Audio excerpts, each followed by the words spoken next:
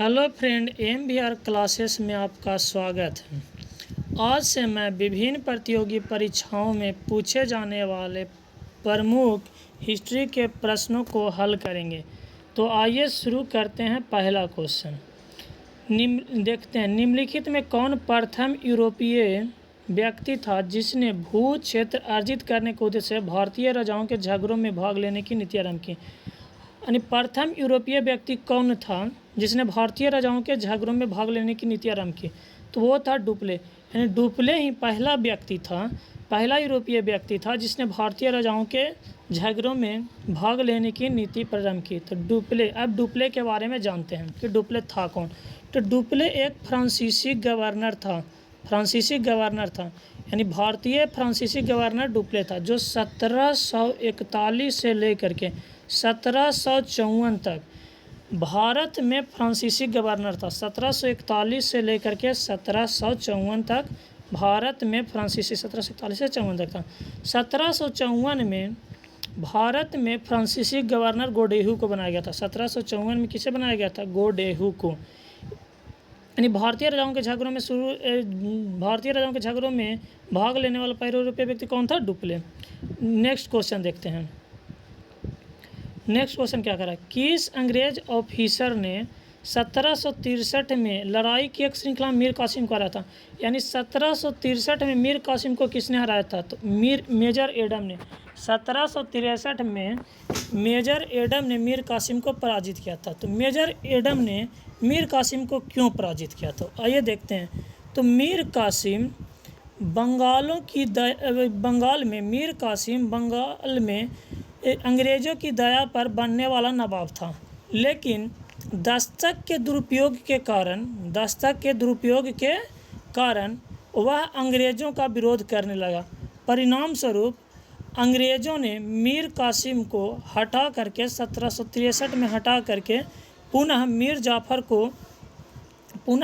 जाफ़र को बंगाल का नवाब बनाया। तो मीर जाफ़र बंगाल का नवाब फिर से बना 1763 और 1765 में रहा अपनी मृत्यु तक। तो देखते हैं कि बंगाल का नवाब कौन कौन बना था अंग्रेज़ों की दया पर। तो अंग्रेज़ों की दया पर बनने वाला पहला नवाब बंगाल का कौन था? मीर जाफ़र, जो 1757 में प्लासी की लड़ाई के बाद बना था। 1757 में प्लासी की लड़ाई के बाद मीर जाफ़र अंग्रेज़ों की दया पर बनने वाला पहला नवाब था मीर जाफ़र। मीर जाफ़र के बाद 1760 में मीर कासिम को, 1757 से 60 तक तो मीर जाफ़र रहा बंगाल का नवाब, लेकिन 1760 में मीर कासिम को बंगाल का नवाब बनाया गया, जो 1763 तक रहा। पुनः मीर जाफ़र को ही 1763 में बंगाल का नवाब बना दिया गया था। अगला क्वेश्चन देखते हैं। अगला क्वेश्चन क्या कह रहा है? अगला क्वेश्चन कह रहा है कि मीर कासिम ने अवध के नवाब और मुग़ल सम्राट के साथ अंग्रेज़ों के खिलाफ लड़ाई के लिए एक संधि की थी। उस अवध के नवाब का क्या नाम था? तो मीर कासिम को जब बंगाल के नवाब के पद पर हटा दिया गया, यानी जब मीर कासिम को बंगाल के नवाब के पद पर हटा दिया गया तो वे अंग्रेज़ों से क्षुब्ध हो गए, नाराज़ हो गए, और उसने अवध के नवाब और मुग़ल सम्राट के साथ एक संधि की थी, और उस संधि के द्वारा तीनों ने मिल करके अंग्रेज़ों से युद्ध किया। उस युद्ध को हम बक्सर के युद्ध के नाम से जानते हैं, जो 1764 में हुआ था। बक्सर का युद्ध कब हुआ था? 1764 में।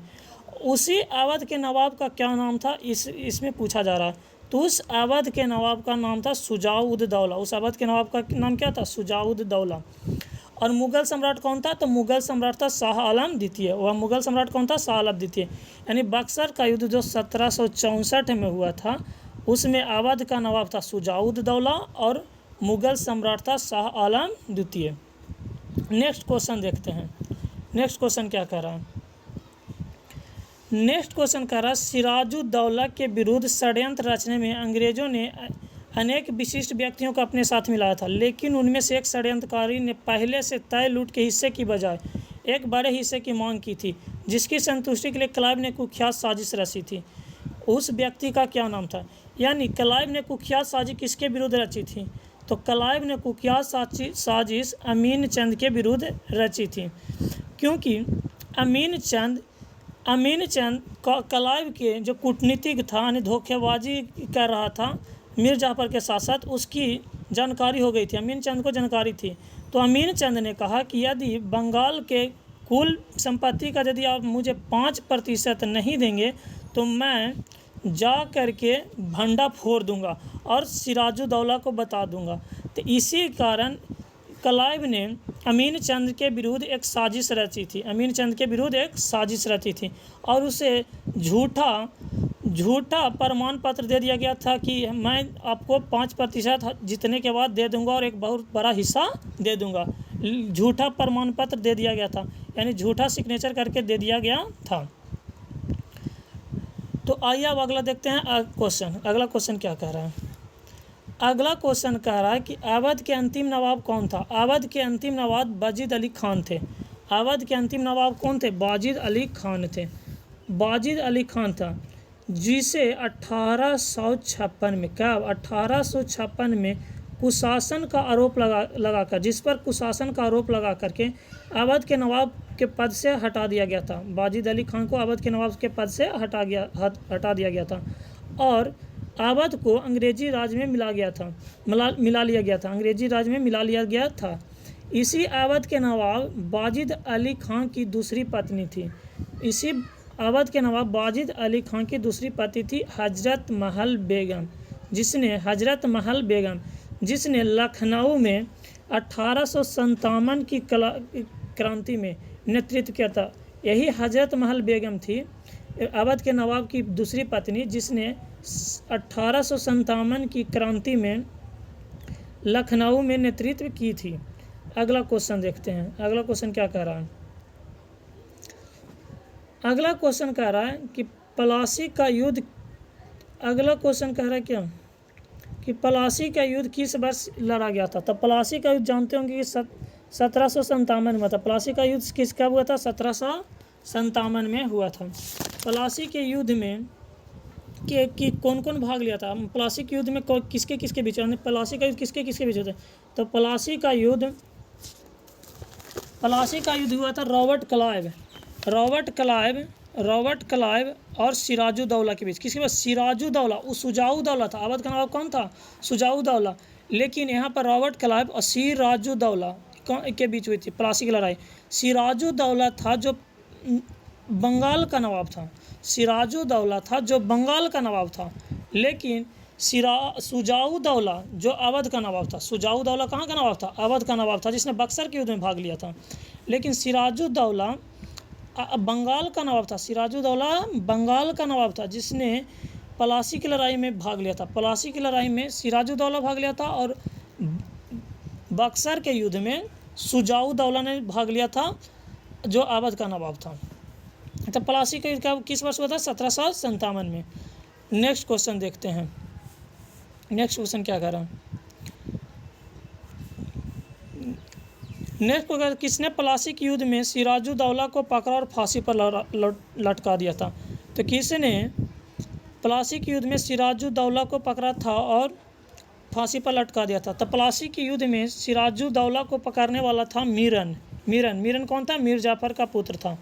और मीर जाफ़र कौन था? तो सिराजुद्दौला का सेनापति था।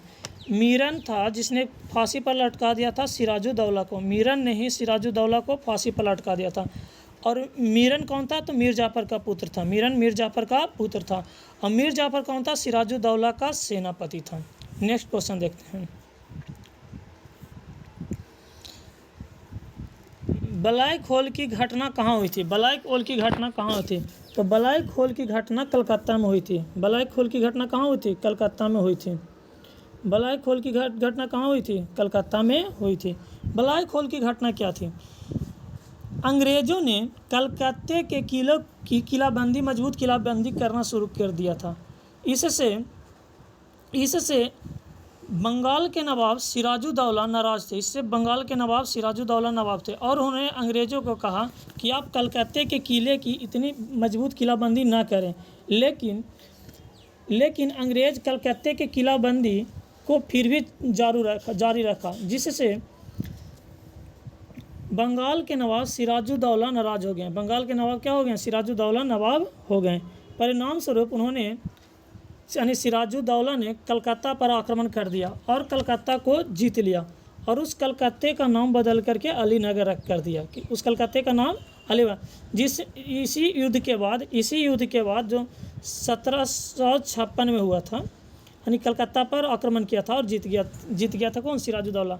इसी युद्ध के बाद उन्होंने 146 अंग्रेज व्यक्तियों को पकड़ा और एक कमरे में बंद कर दिया, जिसमें से 123 की हत्या हो गई और सिर्फ 23 बचे थे। इसी घटना को 146 पकड़े गए थे जिनको एक कमरे में बंद कर दिया गया था, जिनमें से 123 मर गए थे और सिर्फ 23 बचे थे। इसी घटना को हम ब्लैक होल की घटना के नाम से जानते हैं। इसी घटना को हम किस नाम से जानते हैं? ब्लैक होल की घटना। तो ब्लैक होल की घटना कहाँ हुआ था? कलकत्ता में हुआ था। नेक्स्ट क्वेश्चन देखते हैं। नेक्स्ट क्वेश्चन क्या है? नेक्स्ट क्वेश्चन कह रहा है कि चैत सिंह और नंद कुमार का प्रसिद्ध अध्याय किसकी गवर्नर जनरलशिप में घटा था?